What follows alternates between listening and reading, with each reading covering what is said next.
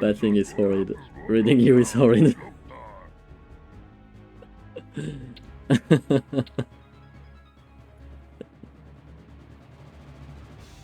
I mean, reading someone who's complaining as much is kind of... It's true, like, it's warranted.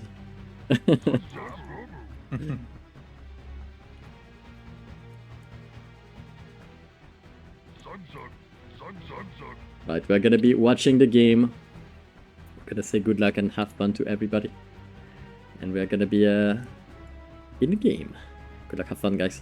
I'm missing some vision though. I'm missing the vision of nighttime and Paolo.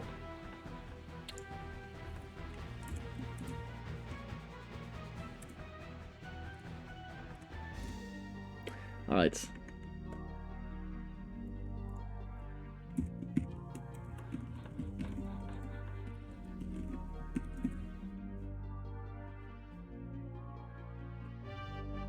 Go, Paolo. Hello, Skullgolden. How are you doing, man? Long time no see.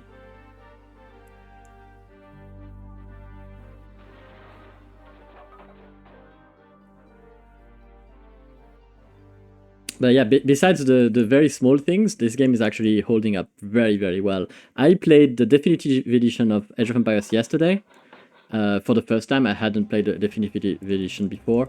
And I realized that even though in both games the pathing is pretty bad, in Warcraft 2 is actually not as bugged out that it is on a game like Age of Empires DE. Like, the pathing in War 2 is actually quite good, because my units don't get stupidly stuck like they do in Age of Empires. Like, if you just want a unit to move through a tile like this, of course they're gonna mess up a little bit, but they're not just gonna completely bug out. Which is very, very weird. I was very surprised by that. I thought that the pathing in War 2 didn't age very well, but apparently even in 2023 it's possible to still make pretty horrendous pathing, so... So there is that. The graphics are very cartoonish, so they age as well, pretty well, but they could benefit from a rescale, like a AI rescale or something. That would be very nice. And the balance of the game is almost perfect. Like, yes, we have the imbalances that everybody knows because we've played that game for 20 years, so we know Lust is stronger than Heal, for example. We know these kind of imbalances exist.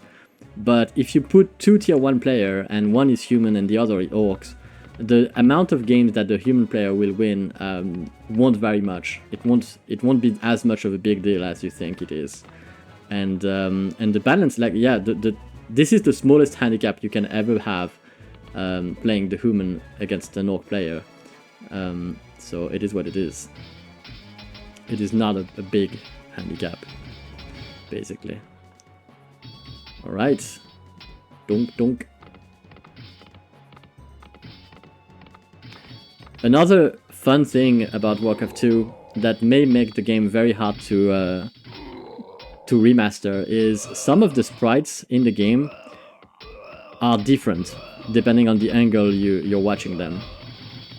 And if you pay attention to the grunts, you will see that from the front and from the side, when they are looking down and diagonally, they have only one horn on each side. But if you look at how they look when they are looking up, they have two pairs of horns. See, now they only have one horn on both sides. But when they look on the other direction, they have two more horns. It is very weird. So I don't know how you would upscale that, because basically it's not the same unit when they look up and when they look down. Once you see it, you realize, see, when he looks up, he has two pair of horns. When he looks down, he only has one. Let's see, he has one right there. All on the side. When he looks perfectly on the side, he has only one. Pretty weird stuff. When you realize that, you're like, how am I gonna be upscaling this? And it's the same for horses, for knights. It's kind of a bit weird. They have different features depending on where they place. So it's oh well. I do love the graphics of the game though. They look amazing.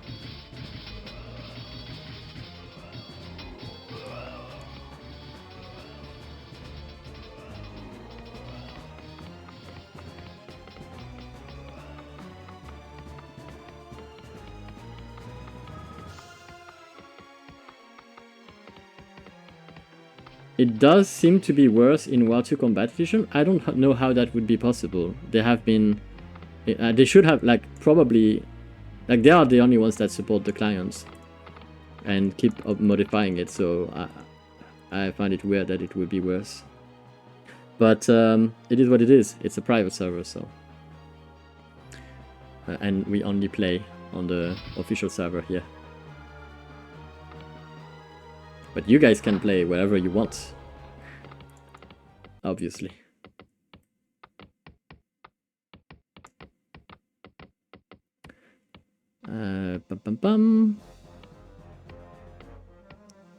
So a nice little defense here from the blue player, Mr. Seuss. Seuss is looking to power, I think.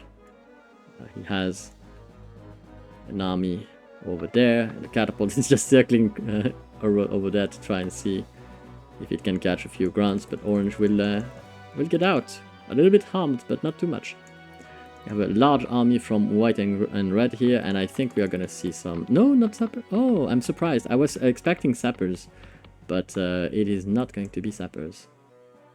PaoHero is going for a nice duel here. I like the fact that he's going for that, because the mines are pretty small on this one, and getting those early expansions is pretty nice. PaoHero is playing so good. PaoHero has improved drastically in the last few months. I think he's listened more to what we said. He's tried to see no more towers, no towers in there. A good amount of peons. I mean, not perfect. Let's be honest. He powered too early here, but he's not defending his main base as much anymore, and that for me is a big yes. This is so good. He has a lot more impact in the game because he's making more grants, and so he's able to find opportunities and hurt people. He started to make catapults a lot more because I discussed with him and told him that he needed to make catapults if he wants his rush to be more impactful, and he's listened, and he does that a lot more. So yeah, overall, like I said to Zipper the other day, it is not possible anymore to win against PaoHero with archers only on pure macro, because he's becoming a lot more aggressive than he used to be. Yeah, no more cannon towers, from him. Eternal Games has not made any tower this game. I like that, but he does tend to leave his base unattended, and he doesn't always use choke points to his advantage. Now he did just do that, so he did just use a nice choke point over there, but he's prioritizing saving his allies a lot more than saving himself, which is good in, because his allies have good potential, but it also means that he's dead, so he's not going to be able to do a lot afterward. Red is getting attacked pretty hard. Haephasto over there. And who would that be? That's actually Nighttime. Nighttime's having fun with sappers right now. Just sapping through the stone right in the base of his enemy. Eternal Games could attack Nighttime here. He should actually do that. He should just send all of his footmen in there. That would be a dead Nighttime. Oh, he's gonna defend against the grunts over there. Never mind. No time to attack Nighttime, I guess. The army of red is just gonna move out. And oh my, OMG, look at the base of Seuss. Seuss has so much. So much. I didn't see he got away with this and this. And he has a pretty good power. It is not a power mine. It is not a power mine, but it's very close to be a power mine. If it was one tile up, it would be even more powerful than it is right now. Because you see a few of the peons are sidestepping. This one, for example. When there's a peon coming on the other side. There you go. See, they are running into each other and they have to sidestep. Every sidestep is one more tile the peon works before it gets to the hole, and so it makes the gold a little bit less efficient. But it's pretty good regardless. It is a really good gold flow. It is much better than this, for example. There was a potential for power mine is here as well, I think. 2 tiles on the right, 1 tile up. Yeah. Right there. Right there? I was close. Would have been close, but there was. And Lusted Ogres from Seuss are going to be going inside the base of Nighttime. And although Nighttime has played pretty well, he's going to lose his sappers over there. Nighttime wanted to have fun with sappers, obviously. He did almost destroy the base of Red, but he did not kill him. Bombix is dueling as well, apparently. And he's doing quite alright, but he's quite far behind. Blue's power spike is just starting right now. He has Lust, he has a bunch of mines, a bunch of ogres as well. And he's making flyers, which is going to be very, very useful for him to first know where to expand and also know where his enemies are expanding. You can see that that flyer is checking the bottom 2 mines here. Saying them free is going to be a very good relief for him. And he sees also the bottom at the top right. He's free. The only one that's taken is this one from Paolo. And Seuss is basically attacking everybody right now. That power spike is very huge. I don't know if Nighttime's team is going to be... yeah, I don't know if Nighttime's team is going to be able to come back from this. Paolo is dueling, has a gold, and he's getting the attack. He's getting a Altar of Storm, and Bombix has the duel as well, but it is on the shoulders of Paolo and Bombix, and it's against the Paolo that had 3 bays, and that is currently killing Nighttime. Nighttime is not expanded anywhere. Oh, he got 2 ogres with that sapper. It's not that bad. I mean, considering the states of the things right now. Oh, he's gonna destroy his stronghold, unfortunately.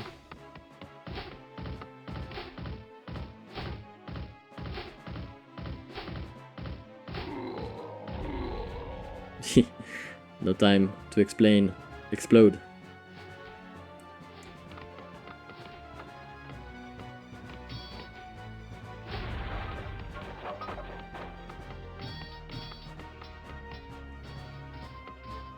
Oh, he's gonna get the 3 farms!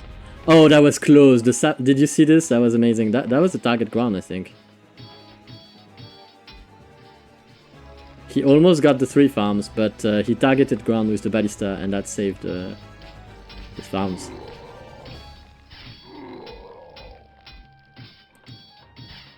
There's gonna be the 1 ground here.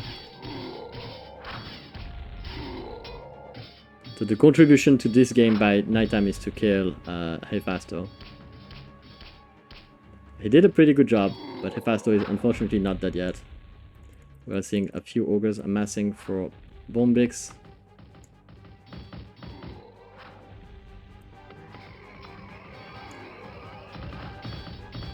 Fighting Lust without Lust is always a problem.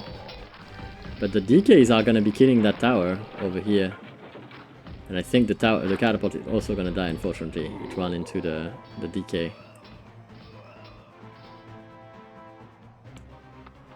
We're gonna see a fortress finally being researched for Bombix. More. Oh, he should have sapped there. Okay, not bad. 2 farms, a peon and a footman. That was pretty nice.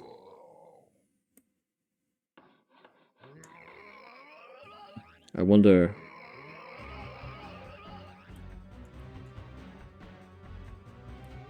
Let's go, Paolo. Show us the new Paolo. The legendary legend. The Zeppelin from Paolo over there. Check that the mine has been mined through, and Seuss is actually not mining right now, which is a mistake. I mean, he probably wants to be chopping that more heavily or expand somewhere.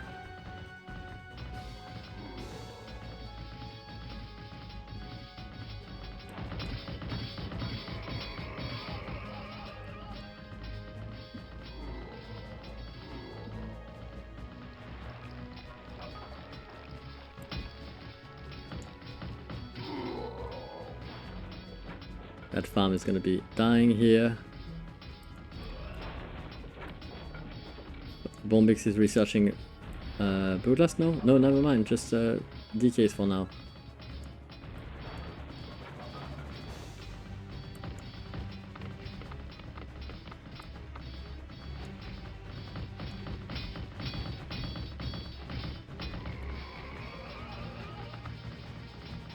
I like what PaoHero is doing here. Patrolling a few grunts over the map to check for the expansions is very smart. Starting gold mines are pretty small, yes. Even the expansions are pretty small as well. Everything is small. Just like my PP. It's for Goblin. But he's not there, he doesn't know. He doesn't know I said it. Alright, so...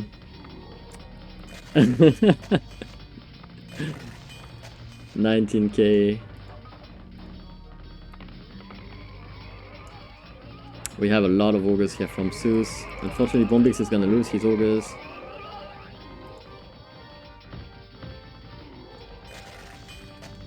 Oh, he needs to defend this. I would reroll just in order to buy myself some time to finish mining this. No, Bombix, no, no. Alright. Yeah, we were getting out of storm.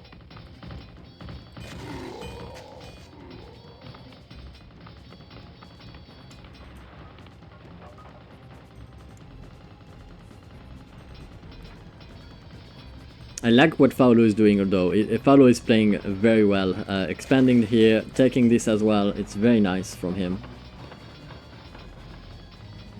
Ogre power, indeed. Eating a lot of pork gets you fat and strong. That's what it is.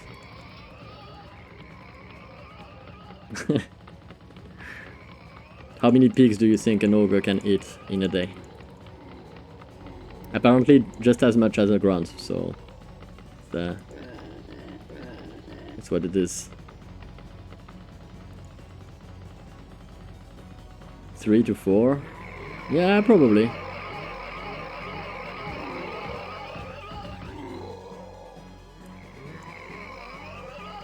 Do you think it eats the bones as well? Or just the flesh? And the skin and everything? Do you think it roasts them, or do you think they eat the pigs raw? Bone soup? Yeah, probably you're right.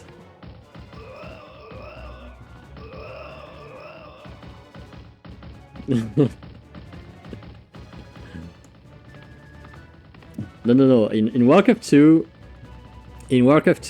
the designers of the game decided that it would be vegans versus meat eater, and the Alliance are vegans. You can see they have crops on their farms.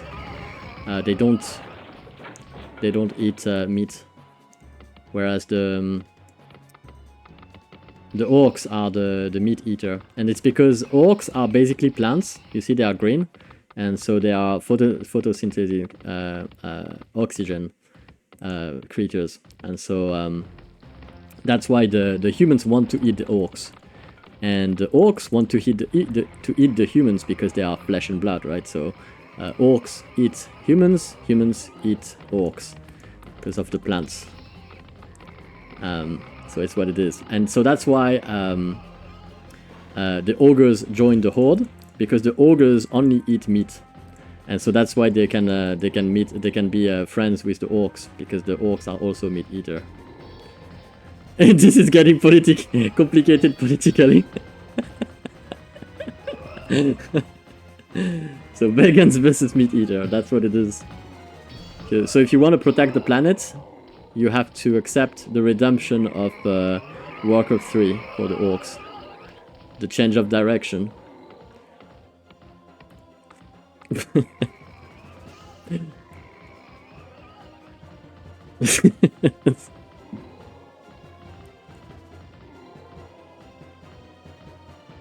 Well, for no one's going to stop me from eating meat. I play the horde. You're a plant yourself, I guess. Oh well. meat-eating plants right there. So in Warhammer, orcs are derived from mushrooms, but in Warcraft 2 they are just plants. So it's plants versus no, not zombies, humans. Don't let Paolo leave. He's about to give up. Don't give up, Paolo.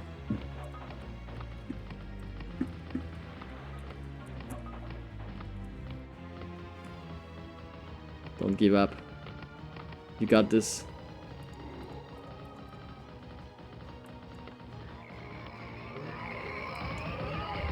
He's doing so well. He's doing so well. He just needs to stop Seuss from getting this.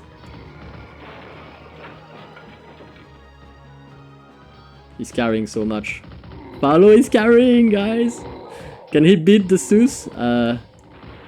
Maybe not, but if he does, I mean, I would be cheering so much for him. I want him to succeed. Bombix is also coming a little bit back. I wish Bombix was making DKs. He needs to make DKs.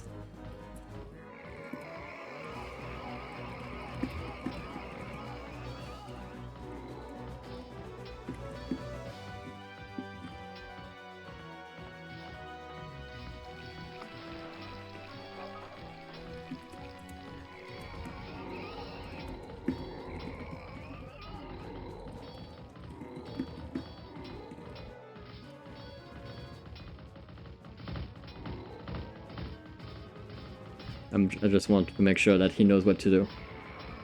Is Observer cheating? Okay, so my stream is about welcoming beginners to the game. And so I will very often intervene during the game and message beginners to try and coach them toward getting better. That doesn't mean... I mean, it is not competitive games right there, right? We're not playing for a tournament or something. Everybody understands that. So...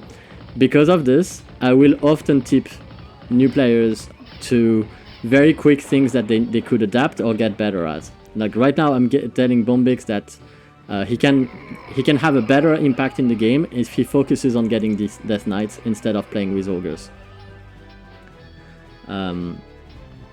Yeah, basically that's what it is. I'm just helping him getting better and having an impact in the game. I'm just trying to make the games fair, and everybody here that plays with me understands that I will do that occasionally. Even if it impacts a lot the game. Like yesterday I impacted the game between... yeah, exactly, yeah. We're trying to... We are giving them some hits to get better.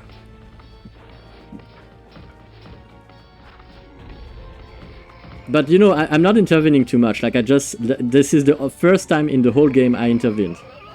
I did not give him any advice. I usually try to do it after the games, not during the game. Because first of all, ogres are like players are not necessarily paying attention during the game. It's very hard for them to keep up with the chat and everything. Like I'm not even sure Bombix read my message. Maybe he did, but he didn't make any... Death Knight and OMG! Paolo is a legend!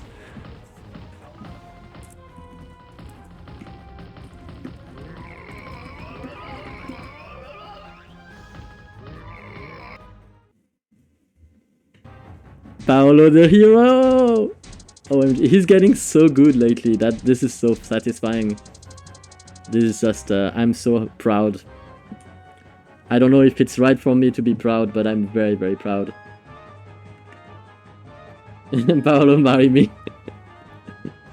OMG. Paolo, it's too hard, yes! OMG, I'm so proud of him. This is just amazing. Look at this. This is my Padawan. This is my Padawan. He only played with us. Only played with us on GOG, and look at him now. Look at him